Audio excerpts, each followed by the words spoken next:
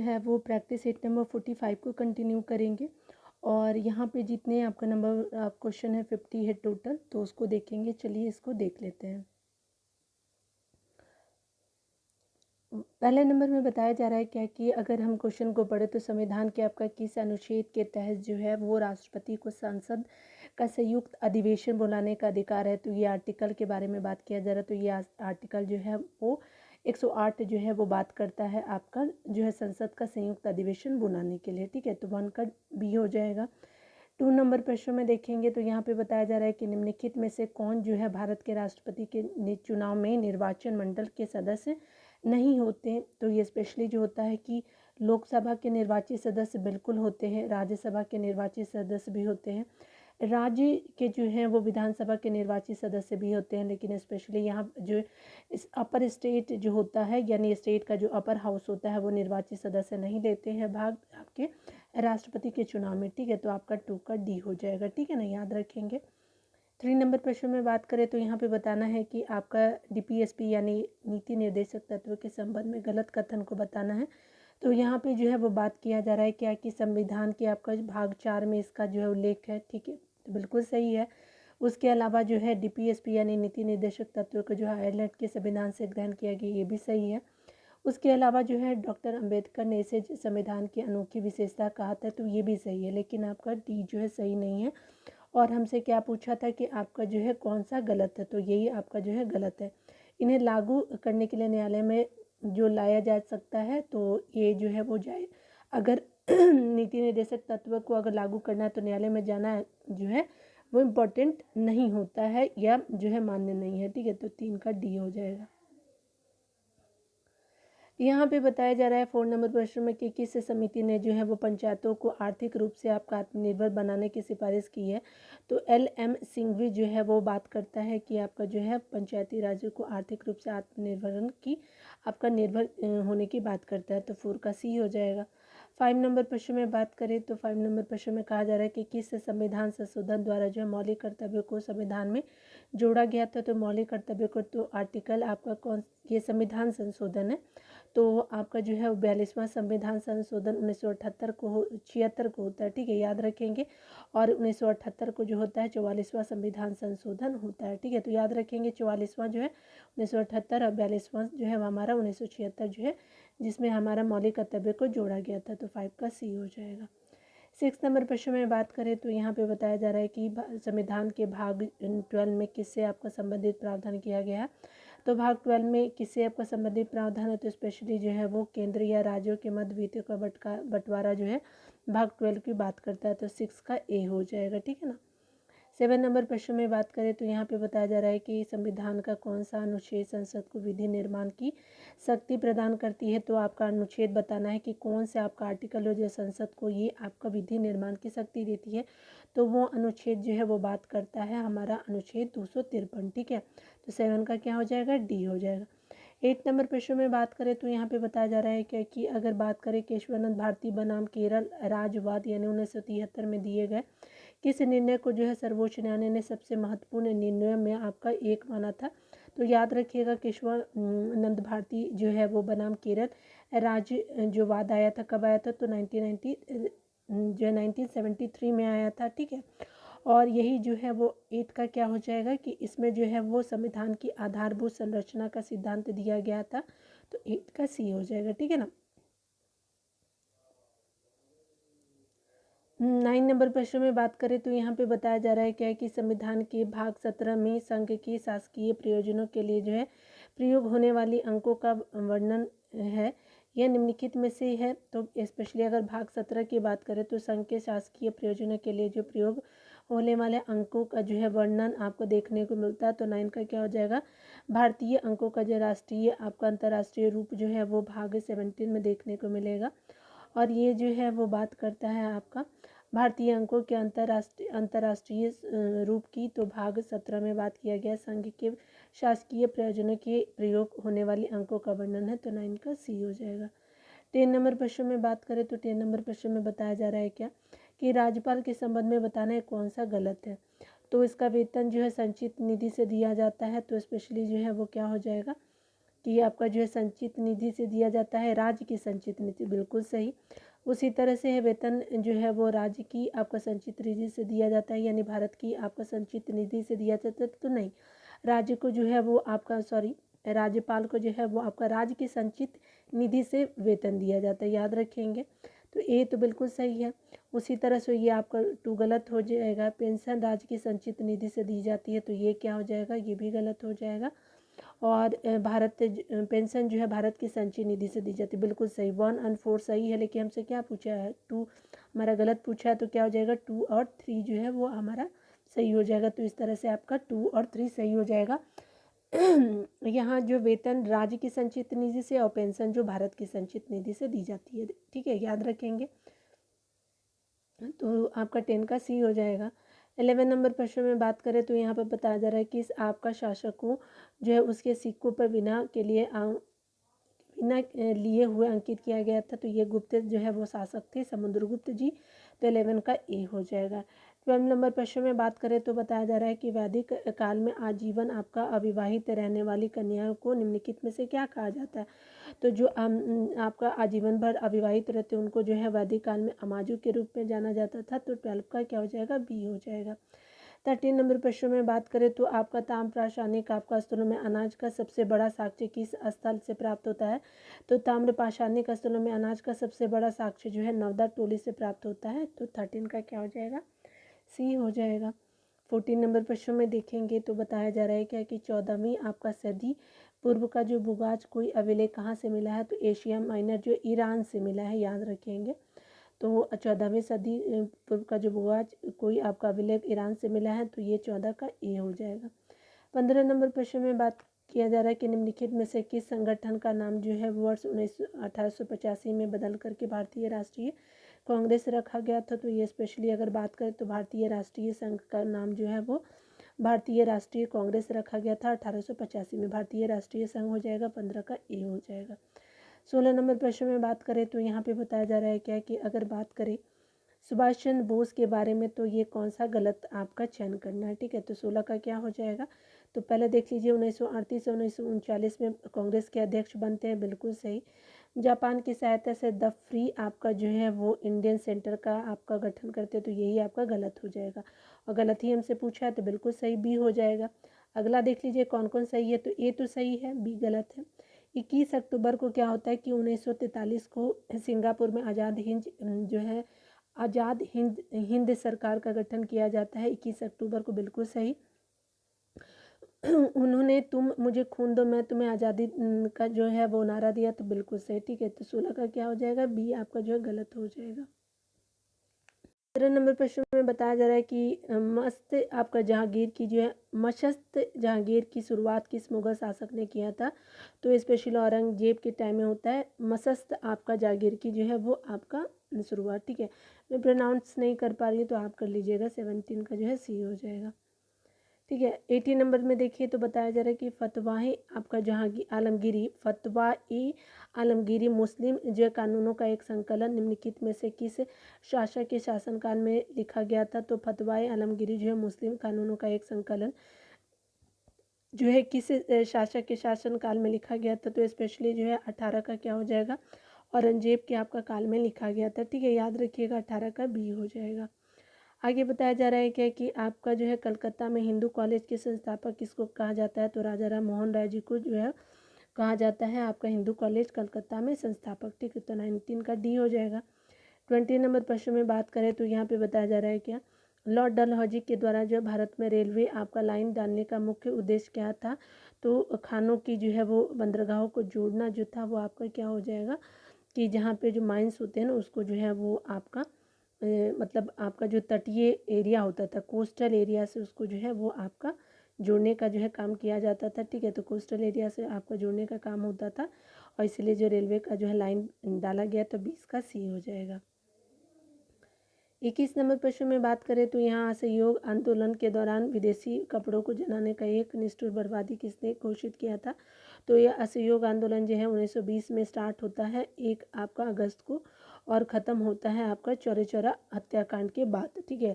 कब होता है ख़त्म, तो 1922 को जो ख़त्म होता है। और ये जो निष्ठुर बर्बादी कहा था रविन्द्रनाथ टैगोर ने ठीक है, तो 21 का क्या हो जाएगा, सी हो जाएगा।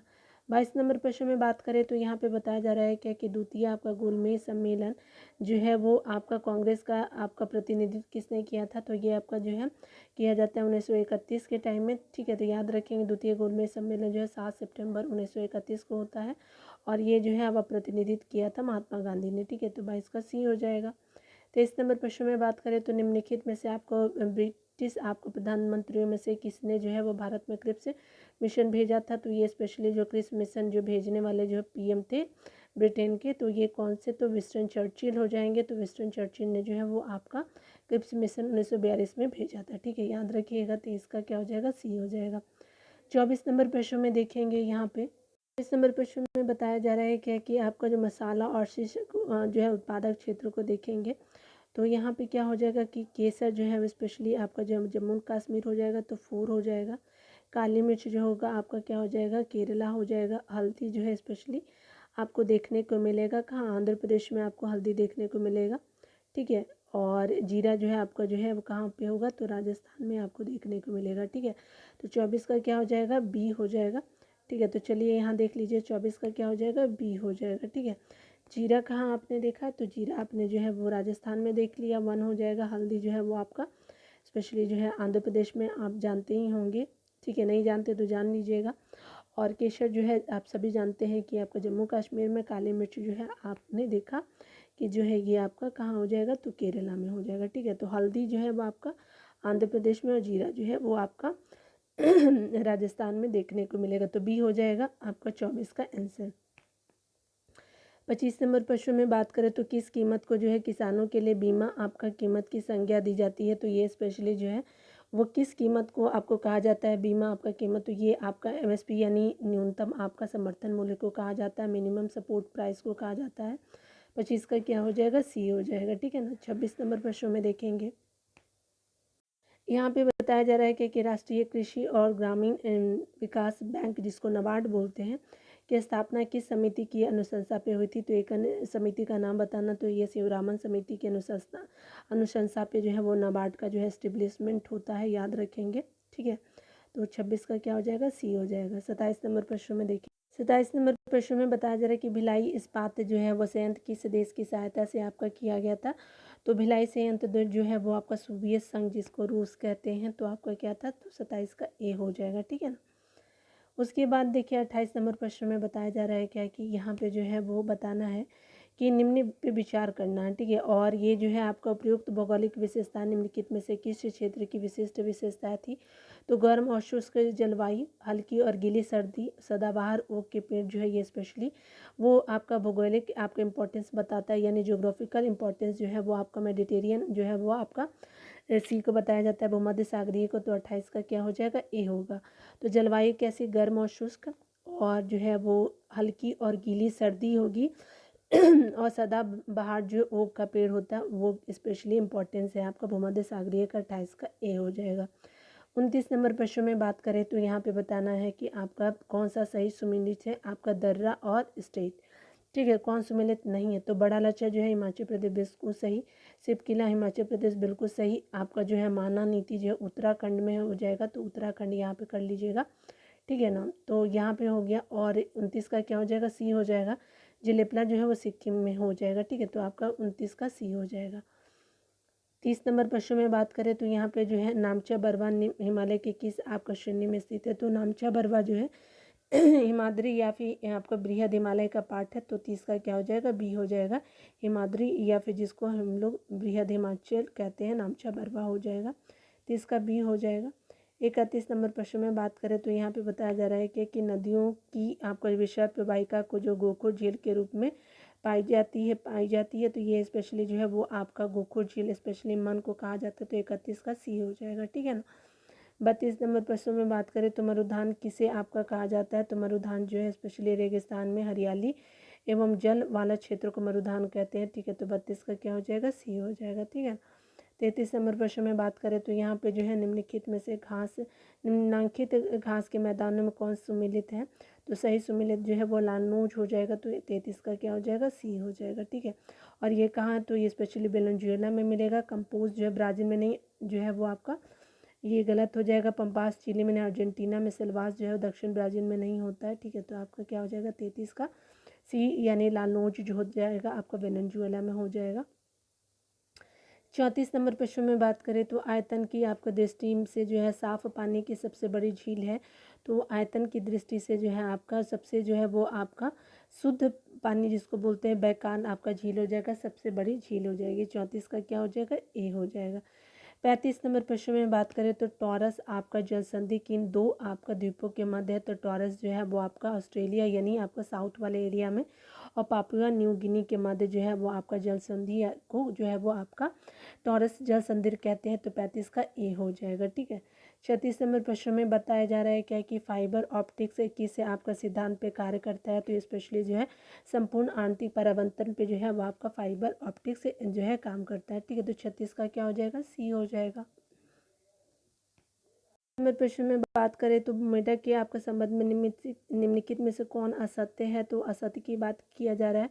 तो इस पे से बताया जा रहा है क्या कि अगर बात करें त्वचा के सांस लेता है मेढक, बिल्कुल सही। शीतक आपका प्राणी है यानी कोल्ड ब्लडेड जो है वो एनिमल है मेढक, बिल्कुल सही। और कायांतरण में जो आंत बड़ी हो जाती है, बिल्कुल गलत, तो यही आपका सही है।